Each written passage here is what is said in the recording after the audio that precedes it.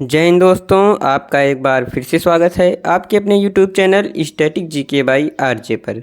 जैसा कि हमने संपूर्ण इतिहास का सिलेक्शन सीरीज चालू किया था, उसका आज ये लेक्चर नंबर 13 होने वाला है। और आज हम लोग मध्यकालीन इतिहास के अंतर्गत दिल्ली सल्तनत में खिलजी वंश और तुगलक वंश को पढ़ने वाले हैं। तो ये वीडियो यदि आप पूरा देख लेते हो तो आपको किसी भी अन्य सोर्स पर डिपेंडेंट होने की कोई आवश्यकता नहीं है, क्योंकि यह कंटेंट आपके लिए काफ़ी ज़्यादा यूजफुल और सफिशिएंट रहने वाला है।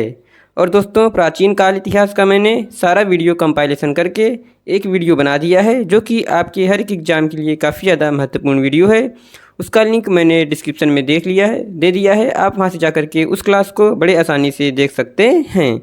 तो चलिए बिना किसी देरी के अपने आज के इस क्लास को शुरू करते हैं। उससे पहले यदि आप हमारे YouTube channel static GK by RJ पर नए हैं तो हमारे यूट्यूब चैनल को सब्सक्राइब कर लीजिए, बेल आइकन प्रेस कर लीजिए, जिससे कि आगे आने वाले लेक्चर की जानकारी आप तक नोटिफिकेशन के रूप में जल्द से जल्द प्राप्त होती रहे। और यदि आप इसका PDF बिल्कुल फ्री में प्राप्त करना चाहते हैं तो आप हमारे टेलीग्राम चैनल से जुड़ सकते हैं, जिसका लिंक मैंने ऑलरेडी डिस्क्रिप्शन में दे दिया है। तो आज का हमारा पहला क्वेश्चन होने वाला है, खिलजी वंश का संस्थापक कौन था? इसका आंसर होगा ऑप्शन सी, जलालुद्दीन फिरोज खिलजी। आप देख सकते हैं यह क्वेश्चन 2 बार रेलवे ग्रुप डी में पूछा गया है, इसलिए काफ़ी ज़्यादा इंपॉर्टेंट क्वेश्चन हो जाता है। तो आइए इसको हम लोग डिटेल में डिस्कस कर लेते हैं। गुलाम वंश के शासक को समाप्त कर 13 जून 1290 को जलालुद्दीन फिरोज खिलजी ने खिलजी वंश की स्थापना की थी। जलालुद्दीन खिलजी ने अपना राज्याभिषेक किलोखरी महल में करवाया था। अलाउद्दीन खिलजी खिलजी वंश का दूसरा शासक था। इसने अपने शासनकाल में मूल्य नियंत्रण प्रणाली को दृढ़ता से लागू किया तथा दक्षिण भारत में विजय के लिए मलिक काफूर को भेजा था। क्वेश्चन नंबर 2 है, रानी पद्मावती का संबंध किस शहर से है? इसका सही आंसर होगा ऑप्शन सी, चित्तौड़गढ़। आइए डिटेल में जान लेते हैं। रानी पद्मावती का संबंध चित्तौड़गढ़ से है। यह चित्तौड़गढ़ के राजा रतन सिंह की पत्नी थीं। अलाउद्दीन खिलजी ने जब चित्तौड़ पर 1303 ईस्वी में आक्रमण किया, तब वहां के शासक राजा रतन सिंह थे। अलाउद्दीन ने 7 माह तक युद्धरत होने के पश्चात रतन सिंह ने पराजय स्वीकार कर आत्मसमर्पण किया, जिसे अलाउद्दीन ने बंदी बना लिया। अलाउद्दीन का किले पर अधिकार हो गया और रानी पद्मावती ने अनेक स्त्रियों के साथ जौहर कर लिया। क्वेश्चन नंबर 3 है, कौन सा शासक कुतुब मीनार के निकट अलाई मीनार बनवाना चाहता था, लेकिन इसका निर्माण कार्य पूरा नहीं हो सका? इसका आंसर होगा ऑप्शन बी, अलाउद्दीन खिलजी। आइए डिटेल में जान लेते हैं। कुतुब मीनार के उत्तर में अधूरी बनी अलाई मीनार का निर्माण अलाउद्दीन खिलजी ने करवाया था। इसकी ऊंचाई 24.5 मीटर है। अलाउद्दीन खिलजी की मृत्यु हो जाने के कारण यह मीनार अधूरी रह गई। अलाई मीनार को कुश्क-ए-सीरी भी कहा जाता है। क्वेश्चन नंबर 4 है, रहला नामक प्रसिद्ध पुस्तक निम्नलिखित में से किसके द्वारा लिखी गई थी, जिसमें 14वीं शताब्दी में भारतीय उपमहाद्वीप के सामाजिक और सांस्कृतिक जीवन के बारे में अत्यंत समृद्ध और रोचक वर्णन किया गया है? इसका आंसर होगा ऑप्शन डी, इब्न बतूता। आइए डिटेल में इस क्वेश्चन को कवर कर लेते हैं। रहला नामक प्रसिद्ध पुस्तक उत्तरी अफ्रीका के निवासी इब्न बतूता द्वारा लिखी गई है, जिसमें 14वीं शताब्दी में भारतीय उपमहाद्वीप के सामाजिक और सांस्कृतिक जीवन के बारे में अत्यंत समृद्ध और रोचक वर्णन किया गया है। 1342 ईस्वी में मोहम्मद तुगलक ने उसे अपना दूत बनाकर चीन भेजा था। मोहम्मद तुगलक ने उसे दिल्ली का काजी नियुक्त किया था। इस पद पर वह 8 वर्षों तक रहा। क्वेश्चन नंबर 5 है, निम्नलिखित में से किसने अपने सैनिकों के लिए सैन्य शहर सीरी का निर्माण किया था? इसका सही आंसर हो जाएगा ऑप्शन बी, अलाउद्दीन खिलजी। आइए डिटेल में जान लेते हैं। अलाउद्दीन खिलजी ने 1303 ईस्वी में सैन्य शहर सीरी, दूसरा दिल्ली की नींव रखी। उसने सीरी शहर की पानी की ज़रूरत को पूरा करने के लिए हौज खास नामक जलाशय का भी निर्माण करवाया था। इसने कुव्वत उल इस्लाम मस्जिद के दक्षिण प्रवेश द्वार के रूप में अलाई दरवाज़ा का निर्माण करवाया था। दोस्तों, जो अलाउद्दीन खिलजी ने सैन्य शहर सीरी की नींव रखी थी, उसे हम लोग दूसरा दिल्ली के नाम से भी जानते हैं। क्वेश्चन नंबर 6 है, अलाउद्दीन खिलजी के शासनकाल में राज्य द्वारा निम्नलिखित में से किस प्रकार का कर नहीं लगाया गया था? इसका आंसर होगा ऑप्शन बी, लघु उद्योगों कर। आइए डिटेल में इसको जान लेते हैं। अलाउद्दीन खिलजी दिल्ली सल्तनत के खिलजी वंश का दूसरा शासक था और ये 1296 से लेकर के 1316 ईस्वी तक दिल्ली का शासन किया था। अलाउद्दीन खिलजी खिलजी वंश का प्रथम सुल्तान था जिसने भू राजस्व तथा सैन्य क्षेत्र में बहुआयामी सुधार किया। अलाउद्दीन खिलजी ने वास्तविक उपज के आधार पर कर लगान की निश्चित राशि की। इसने कृषि पर कर के तहत भू राजस्व की दर को उपज का आधा भाग कर दिया। अलाउद्दीन खिलजी ने दो नए कर लगाए। पहला चराई कर जो दुधारू पशुओं पर लगाया जाता था, दूसरा गढ़ी कर जो घरों एवं झोपड़ी पर लगाया जाता था। क्वेश्चन नंबर 7 है 13वीं सदी में बख्तियार खिलजी ने बंगाल के किस राजा को पराजित किया था? इसका आंसर होगा ऑप्शन सी लक्ष्मण सेन। आइए डिटेल में जान लेते हैं। 13वीं शताब्दी में तुर्की शासक बख्तियार खिलजी ने बंगाल के शासक लक्ष्मण सेन को पराजित किया था। लक्ष्मण सेन बंगाल के सेन राजवंश के चौथे शासक और एकीकृत बंगाल के आखिरी हिंदू प्रशासक थे। उनकी राजधानी नादिया थी। बख्तियार खिलजी ने बिहार और बंगाल के विजित क्षेत्रों को जीतकर एक प्रांत के रूप में संगठित किया तथा लखनौती को राजधानी के रूप में स्थापित किया। क्वेश्चन नंबर 8 है दाग और हुलिया प्रथा एवं बाजार नियंत्रण व्यवस्था की शुरुआत किस शासक ने किया था? इसका आंसर होगा ऑप्शन बी अलाउद्दीन खिलजी। दाग और हुलिया प्रथा एवं बाजार नियंत्रण व्यवस्था की शुरुआत अलाउद्दीन खिलजी ने किया था। क्वेश्चन नंबर 9 है कौन सा सुल्तान नया धर्म चलाना चाहता था किंतु उलेमा लोगों ने विरोध किया? इसका सही आंसर होगा ऑप्शन बी अलाउद्दीन खिलजी। आइए डिटेल में जान लेते हैं। अलाउद्दीन खिलजी एक महत्वाकांक्षी सुल्तान था। उसने सिकंदर एसानी की उपाधि धारण की और उसे अपने सिक्कों पर अंकित करवाया। सिकंदर एसानी को द्वितीय सिकंदर के नाम से भी जानते हैं। वह संपूर्ण विश्व को जीतने की अभिलाषा रखता था और साथ ही एक नवीन धर्म चलाने की भी, किंतु अपने वफादार मित्र एवं कोतवाल अलाउल मुल्क की सलाह पर उसने अपना विचार त्याग दिया था। क्वेश्चन नंबर 10 है हजार दिनारी नाम से किसे जाना जाता था? इसका सही आंसर होगा ऑप्शन सी मलिक काफूर। मलिक काफूर को हजार दिनारी के नाम से जाना जाता था। आइए डिटेल में कवर कर लेते हैं। मलिक काफूर को हजार दिनारी के नाम से जाना जाता था। इसे अलाउद्दीन खिलजी ने गुजरात विजय के दौरान प्राप्त किया था। क्वेश्चन नंबर 11 है दिल्ली सल्तनत के किस शासक ने अपने आप को खलीफा घोषित किया था? इसका सही आंसर होगा ऑप्शन बी मुबारक खिलजी। मुबारक खिलजी के अपने आप को खलीफा घोषित किया था। आइए डिटेल में जान लेते हैं। अलाउद्दीन खिलजी की मृत्यु के पश्चात मलिक काफूर ने मुबारक खिलजी को कैद कर कारावास में डाल दिया था। बाद में कैद से मुक्त होकर वह सुल्तान बना और खुद को खलीफा घोषित कर दिया तथा उल इमाम तथा खलीफतुल्लाह की उपाधि धारण की थी। क्वेश्चन नंबर 12 है खिलजी वंश का अंतिम शासक कौन था? इसका सही आंसर होगा ऑप्शन बी नसीरुद्दीन खुसरो। यह खिलजी वंश का अंतिम शासक था। आइए डिटेल में जान लेते हैं। नसीरुद्दीन खुसरो खिलजी वंश का अंतिम शासक था। इसने स्वयं को पैगंबर का सेनापति घोषित किया था।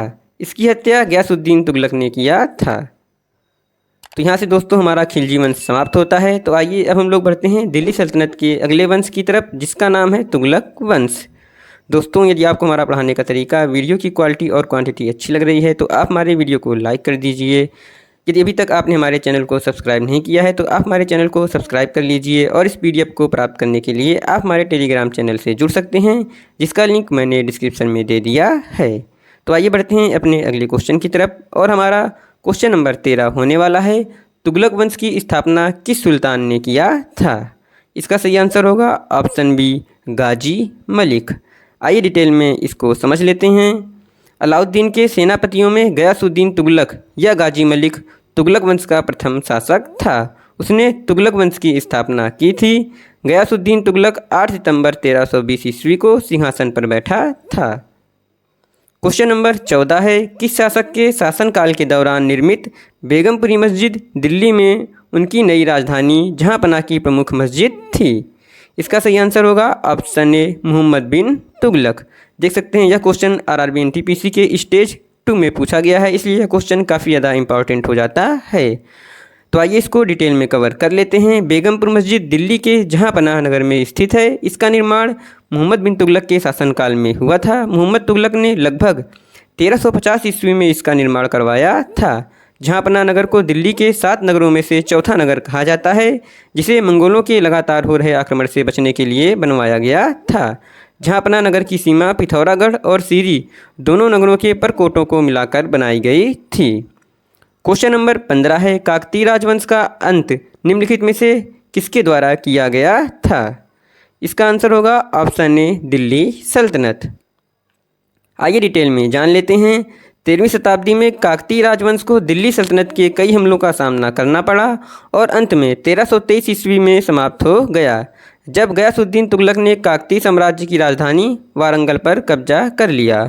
उल्लेखनीय है कि काकतीय राजवंश का उत्कर्ष 12वीं से 14वीं शताब्दी के दौरान हुआ था। चालुक्य वंश के पतन के बाद चोल द्वितीय एवं रुद्र प्रथम ने इस राजवंश की स्थापना किया था। क्वेश्चन नंबर 16 है, जो कि काफ़ी ज़्यादा महत्वपूर्ण क्वेश्चन होने वाला है, और यह क्वेश्चन है, प्रसिद्ध यात्री और लेखक मोहम्मद इब्न बतूता किस देश से संबंधित है, जिन्होंने 14वीं शताब्दी में भारत सहित कई देशों की यात्रा की थी? इसका सही आंसर हो जाएगा ऑप्शन सी, मोरक्को। आइए डिटेल में कवर कर लेते हैं। इब्न बतूता एक अफ्रीकी यात्री, विद्वान और लेखक था। उत्तरी अफ्रीका के मोरक्को प्रदेश के प्रसिद्ध नगर तांजियर में 24 फरवरी 1304 ईस्वी को इसका जन्म हुआ था। इसका पूरा नाम मोहम्मद बिन अब्दुल्ला इब्न बतूता था। इसने लगभग 75,000 मील की यात्रा तय की थी। अपनी यात्रा के दौरान यह मोहम्मद बिन तुगलक के शासनकाल में 1333 ईस्वी में भारत आया था। सुल्तान ने उसका स्वागत किया तथा दिल्ली का काजी नियुक्त किया। उसकी प्रसिद्ध पुस्तक रहला में मोहम्मद बिन तुगलक के समय की घटनाओं का वर्णन है। वर्ष 1342 ईस्वी में इब्न बतूता सुल्तान के राजदूत की हैसियत से चीन शासक तोगन तैमूर के दरबार में गया था। क्वेश्चन नंबर 17 है, दिल्ली सल्तनत का सबसे बड़ा विस्तार किसके शासनकाल में देखा गया था? इसका सही आंसर हो जाएगा ऑप्शन ए, मोहम्मद बिन तुगलक। आइए डिटेल में जान लेते हैं। इतिहासकारों से मत से 1206 से 1526 ईस्वी तक भारत पर शासन करने वाले 5 वंश के सुल्तानों के शासन काल को दिल्ली सल्तनत कहा जाता है। 1325 ईस्वी में जूना खां मोहम्मद बिन तुगलक के नाम से दिल्ली के सिंहासन पर बैठा। मोहम्मद बिन तुगलक मध्यकालीन सभी सुल्तानों में सर्वाधिक शिक्षित, विद्वान एवं योग्य व्यक्ति था। इसने 26 वर्षों तक दिल्ली पर शासन किया। इसके शासनकाल के दौरान दिल्ली सल्तनत का सर्वाधिक भौगोलिक विस्तार हुआ, जिसमें लगभग पूरा भारतीय उपमहाद्वीप शामिल था। दोस्तों, आप क्वेश्चन का लेवल देख के समझ सकते हैं कि यह क्वेश्चन आपके लिए कितना ज़्यादा इंपॉर्टेंट होने वाला है। और जो भी मैं क्वेश्चन से रिलेटेड थ्योरी करवा रहा हूँ वो भी आपके किसी न किसी एग्जाम में डायरेक्ट पूछा गया है। क्वेश्चन की संख्या को कम करने के लिए मैंने उसको थ्योरी के रूप में आपको करवा दिया है, इसलिए यह थ्योरी आपके लिए काफ़ी ज़्यादा इंपॉर्टेंट हो जाती है। क्वेश्चन नंबर 18 है, प्रसिद्ध कन्नड़ नाटक तुगलक, जिसका अन्य भारतीय भाषाओं में भी मंचन किया गया था, इसका लेखक कौन है? इसका सही आंसर हो जाएगा ऑप्शन ए, गिरीश कर्नाड।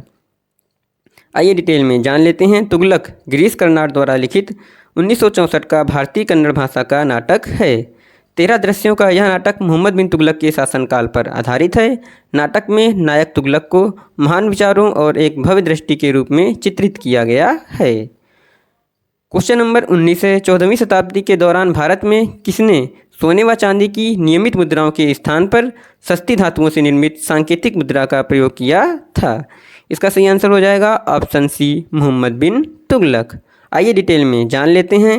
मोहम्मद बिन तुगलक ने 14वीं शताब्दी में सांकेतिक व प्रतीकात्मक सिक्कों का प्रचलन करवाया। सिक्के संबंधी प्रयोग कारण एडवर्ड टॉमस ने उसे धनवानों का राजकुमार कहा है। मोहम्मद बिन तुगलक ने 2 कानी नाम से सिक्कों का प्रचलन करवाया, किंतु इसका यह प्रयोग असफल हो गया।